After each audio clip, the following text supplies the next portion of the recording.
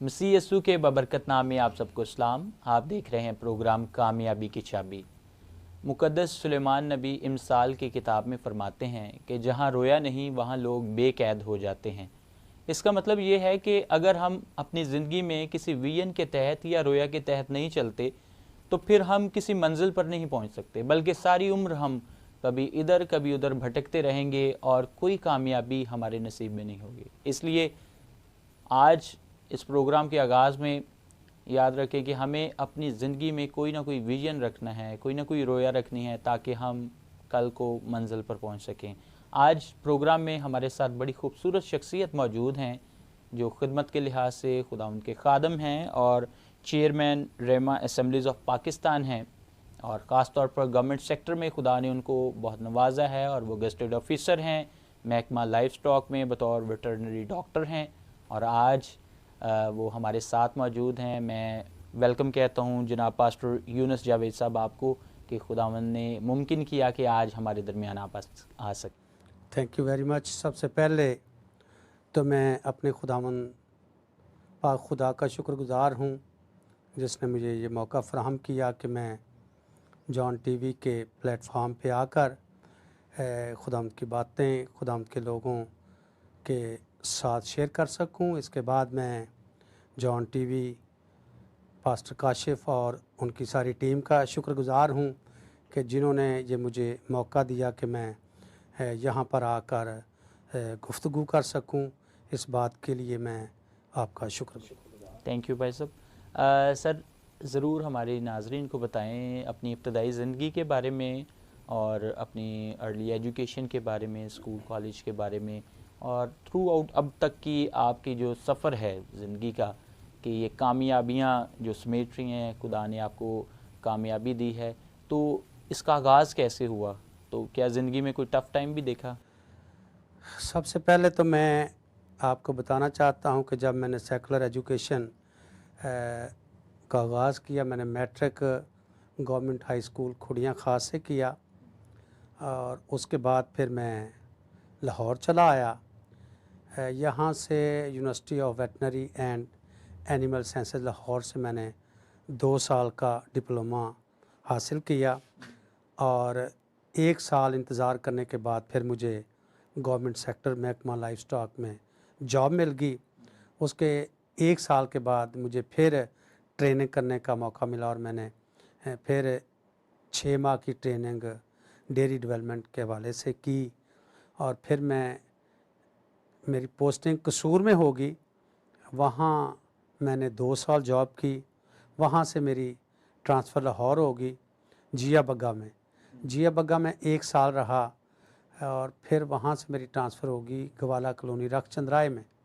जब मैं रखचंद राय में आया तो पास्टर डैनियल खादिम साहब ने चर्च का आगाज़ किया था 1997 में, तो वो मुझे लेने के लिए आए हॉस्पिटल में, और जब मैं उनके साथ आया उन्होंने अपने चर्च में मुझे दावत दी। मैं अपने पूरे ख़ानदान के साथ उनके साथ अटैच हो गया और जब से मैं उनके साथ खिदमत में अटैच हुआ तब से ये सिलसिला जारी है और तकरीबन 25 साल हो गए हैं खिदमत करते हुए। मैंने पास्टर डैनियल खादिम साहब के साथ 23 साल खिदमत की। 28 जून 2020 को वो खुदावंद में सो गए, आसमान पर चले गए और उन्होंने एक विल लिखी जिसके मुताबिक उन्होंने मुझे अपनी जगह पर चेयरमैन रेमा असम्बलीज़ ऑफ पाकिस्तान इलेक्ट किया। मैं शुक्रगुज़ार हूँ।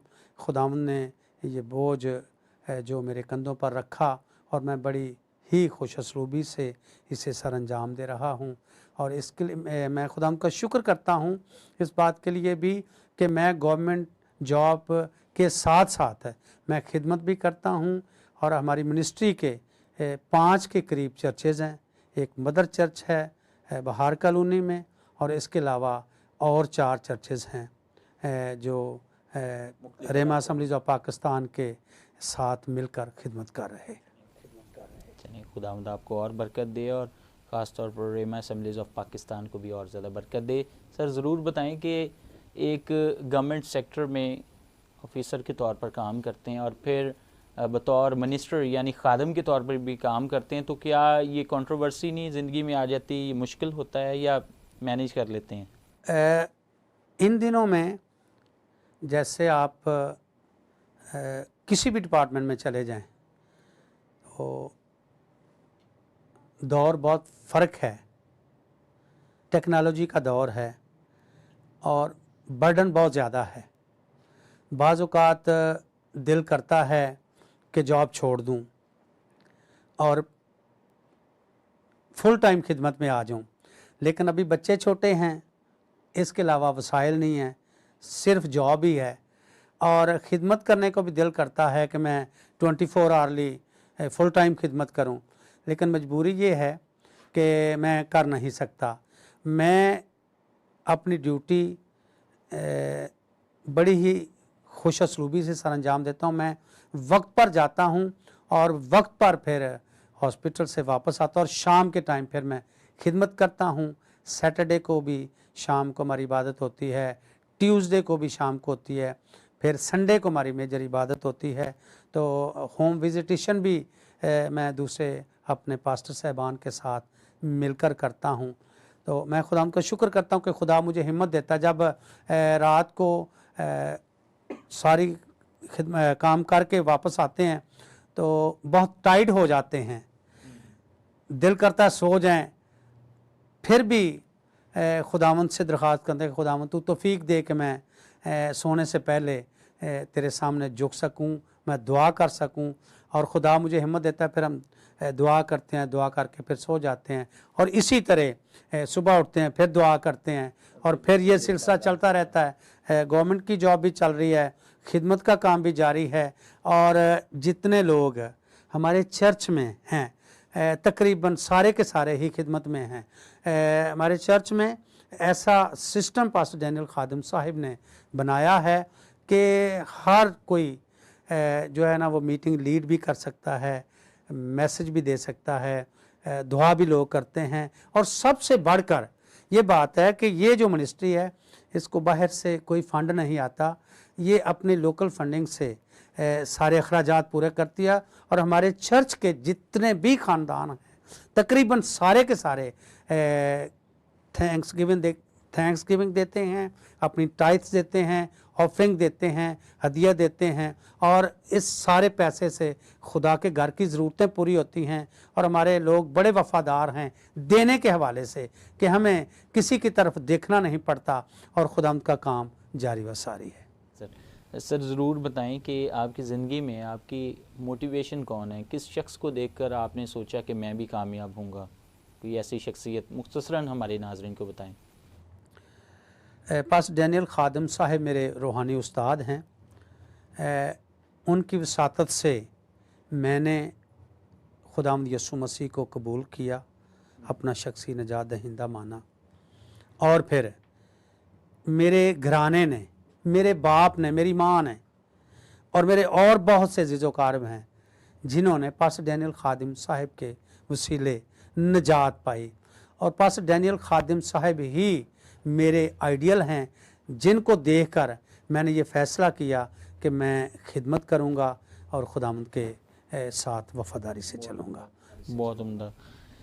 ज़रूर सर ये बताएं कि चूँकि आप एक गवर्नमेंट साइड पे भी हैं और बतौर एक मिनिस्टर खिदमत भी कर रहे हैं, तो खिदमत के रास्ते में कोई रुकावटें या गवर्नमेंट सेक्टर में रुकावटें यानी कामयाबी के रास्ते में कौन कौन सी रुकावटों का सामना करना पड़ता है?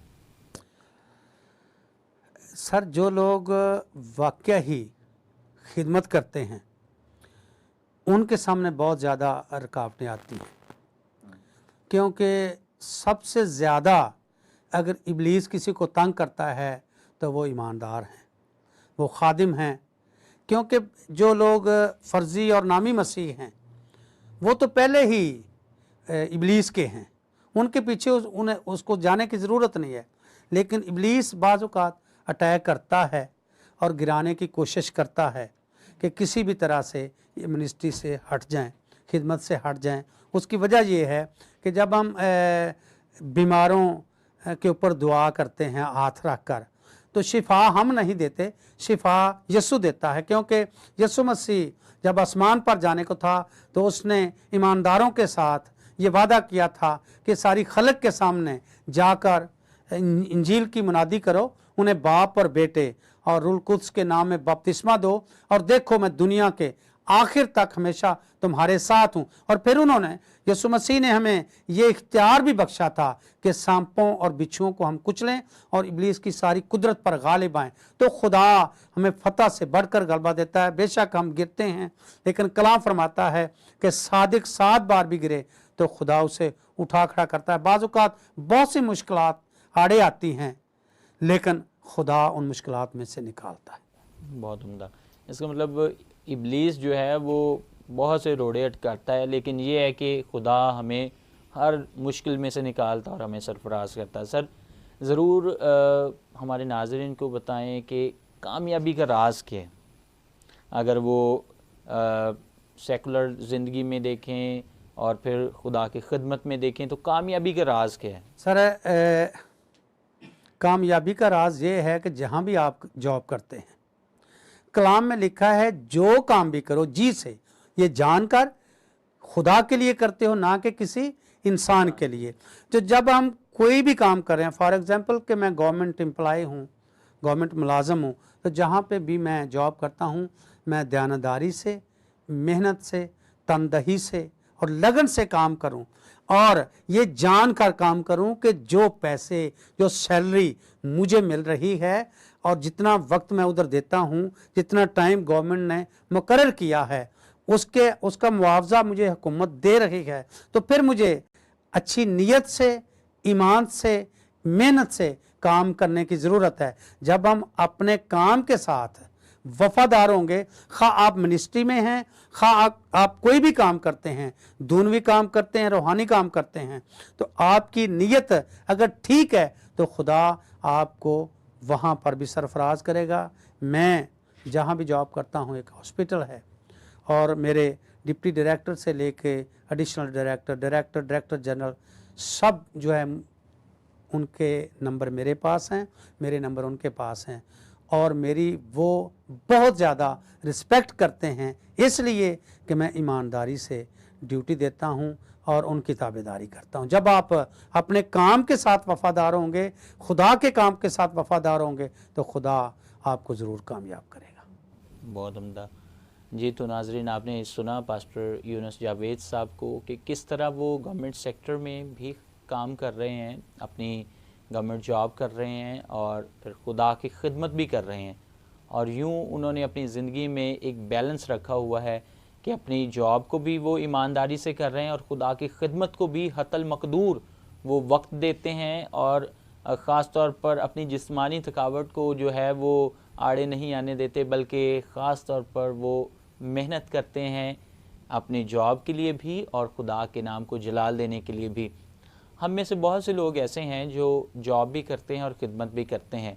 सो मैं समझता हूँ ऐसी शख्सियात जैसा कि पास्टर यूनुस जावेद हैं, हमारे लिए मशले राह हैं कि हम अपनी जॉब भी ईमानदारी से करें और खुदा की खिदमत भी ईमानदारी से करें। और याद रखें कि जब आप ईमानदारी से खुदा के साथ चलते रहेंगे, जॉब भी ईमानदारी से करेंगे, तो खुदा दुनिया में भी और ख़ास तौर पर अपनी बादशाही में भी आपको कामयाबी भी देगा और तरक्की भी देगा। मैं ईमान रखता हूँ कि आज के प्रोग्राम के वसीला से आपने बहुत कुछ सीखा है। मिलेंगे अगले प्रोग्राम में। देखते रहें कामयाबी की चाबी।